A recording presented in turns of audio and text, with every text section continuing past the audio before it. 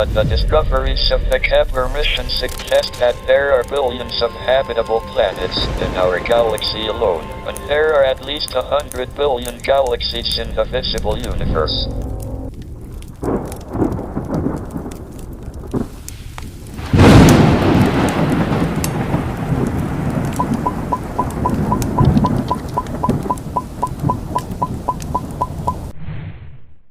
Nine साल में 97 आकाश गंगाओं के अरबों तारों का अध्ययन किया जाएगा। क्या ऐसा करना संभव भी है?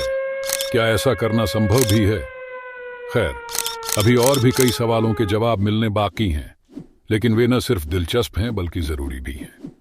हमारी पृथ्वी पर सबसे पहले जीव कैसे पैदा हुए? क्या हमारी पृथ्वी को किसी विदेशी सभ्यता से भी खतरा हो सकता है? क्या हमारी पृथ्वी एक प्रश्न से अधिक कुछ हो सकती है? क्या हमारी पृथ्वी एक प्रश्न से अधिक कुछ हो सकती है? और हाँ, इस वीडियो में मैं टिप्पणियों में जानना चाहूंगा। आगे एक संदेश भी छिपा है जो आपको एक बड़ी सीख देगा। तो आपने इससे क्या सीखा? नीचे टिप्पणी अनुभाग में लिखें और मैं सबसे स्मार्ट उत्तर को अपने टिप्पणी अनुभाग में पिन कर दूंगा। इसलिए 1960 के दशक में जब अलौकिक जीवन रूपों को खोजने का मिशन शुरू हुआ, तो सबसे बड़ा सवाल यह था कि कहां से शुरू किया जाए। अंत में उत्तर यह मिला कि सबसे पहले ऐसे एक्सोप्लैनेट खोजें जो हमारी पृथ्वी की तरह ही हमारे सूर्य के रहने योग्य क्षेत्र में हों, अर्थात ऐसे क्षेत्र में जहां मेजबान तारे के कारण उस ग्रह का पानी तरल रूप में मौजूद हो सकता है। अगला कदम उन एक्सोप्लैनेट्स पर ऐसे बायोसिग्नेचर ढूंढना था, यानी ऐसे अणु जो ज्यादातर पृथ्वी पर केवल जीवों से बने होते हैं।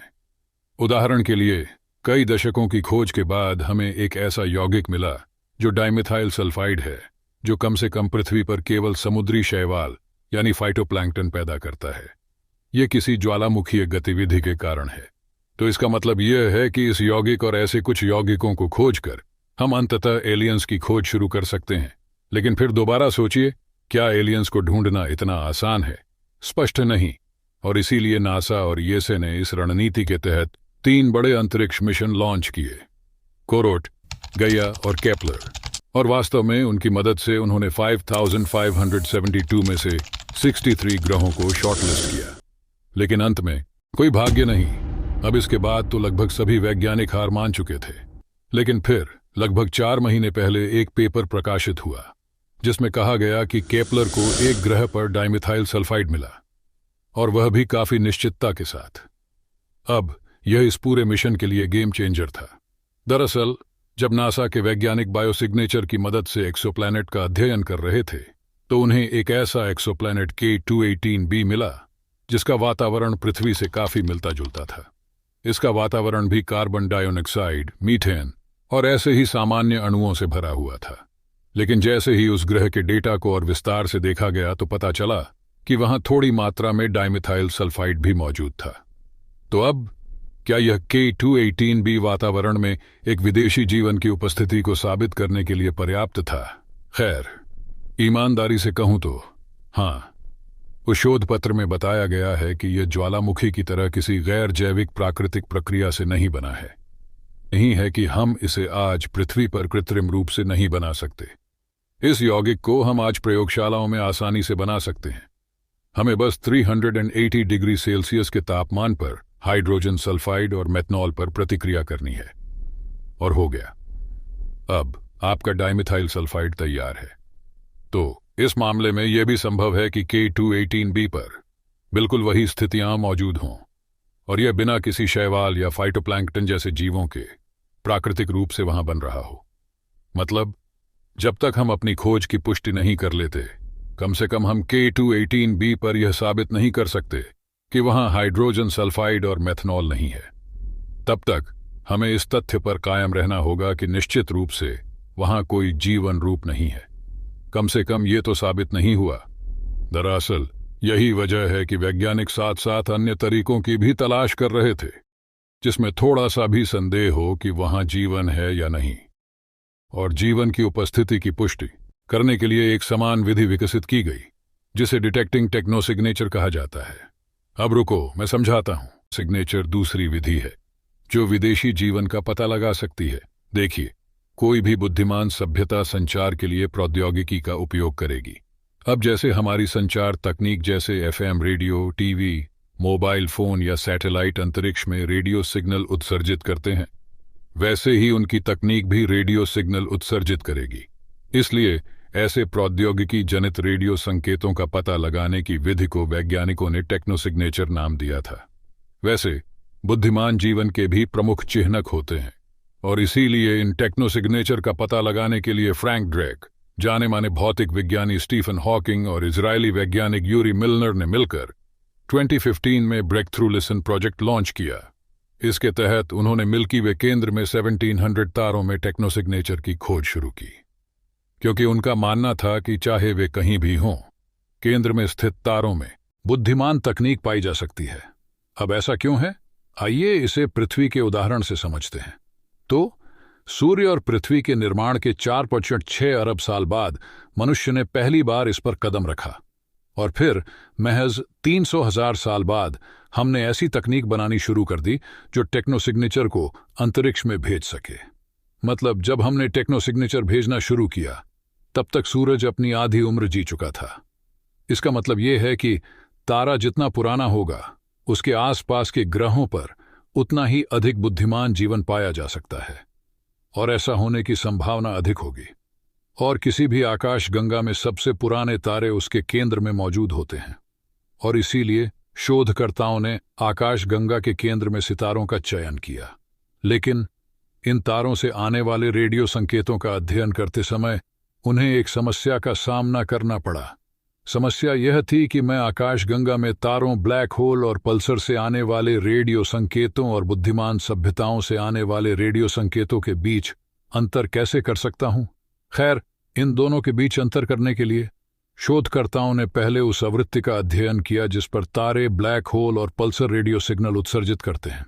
अब उन्होंने इन अंतरिक्ष घटनाओं के रेडियो सिग्नलों की आवृत्ति का पता लगाने के बाद ऐसे रेडियो सिग्नलों की तलाश शुरू कर दी जो उनसे अलग हों।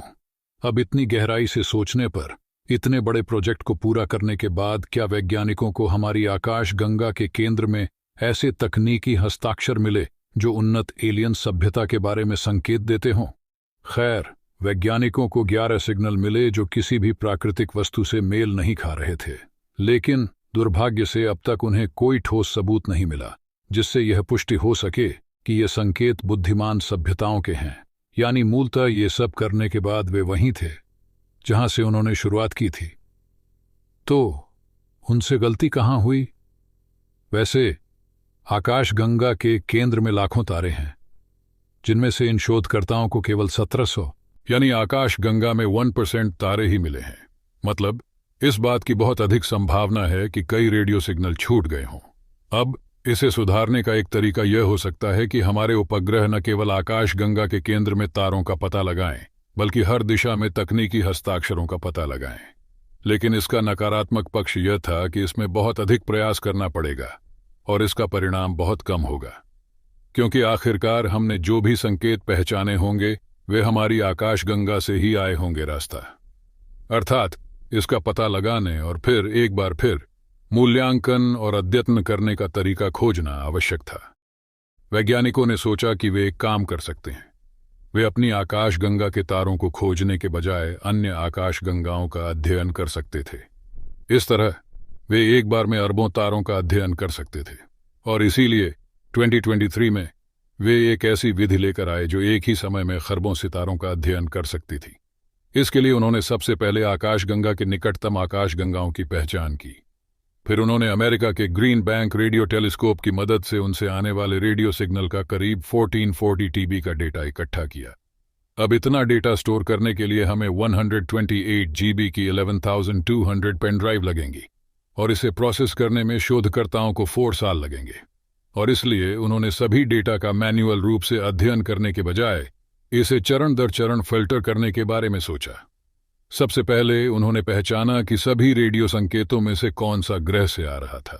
अब चूंकि ग्रह अपने तारे के चारों ओर परिक्रमा करते हैं, इसलिए उनसे आने वाली रेडियो तरंगों की आवृत्ति बढ़ती रहती है।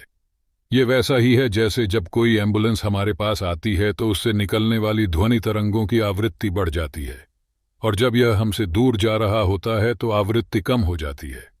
इस प्रभाव को डॉपलर शिफ्ट प्रभाव कहा जाता है।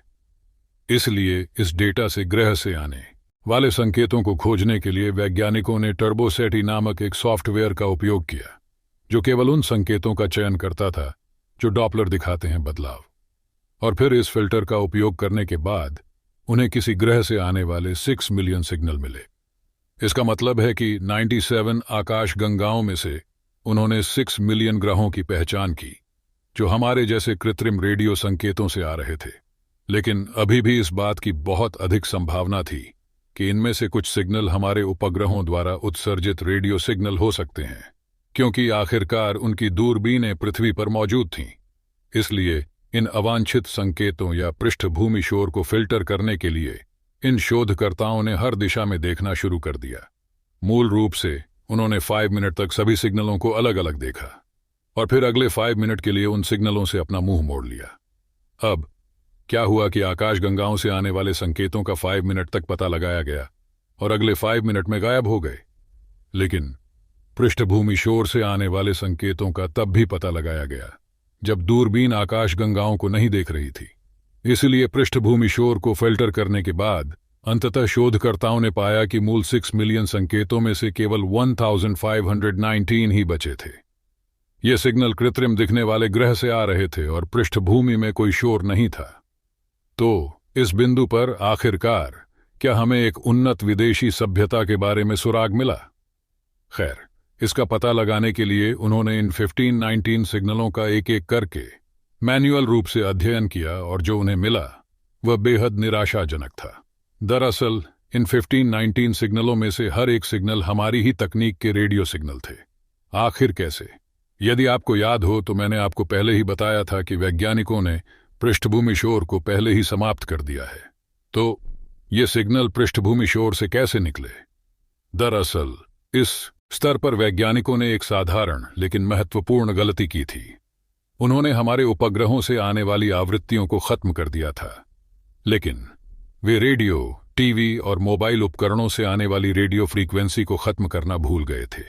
इसलिए यदि हम इन आवृत्तियों पर विचार करें तो ये 1519 सिग्नल भी हमारे परिवेश का पृष्ठभूमि शोर थे, जो केवल शुरुआत में ही हमसे छूट गया था। यानी दोस्तों, और कुल मिलाकर बता दें कि 97 आकाश गंगाओं में पाए गए 6 मिलियन सिग्नलों में से एक भी सिग्नल ऐसा नहीं निकला जो किसी एलियन के अस्तित्व की कहानी बता सके। तो ये उनके शोध के बारे में क्या कहता है? खैर, सबसे पहले हमारा जीवन बहुत ही दुर्लभ है। 97 आकाश गंगाओं में अरबों ग्रह हैं, लेकिन हमने अपने जैसा जीवित बुद्धिमान प्राणी कभी नहीं देखा है।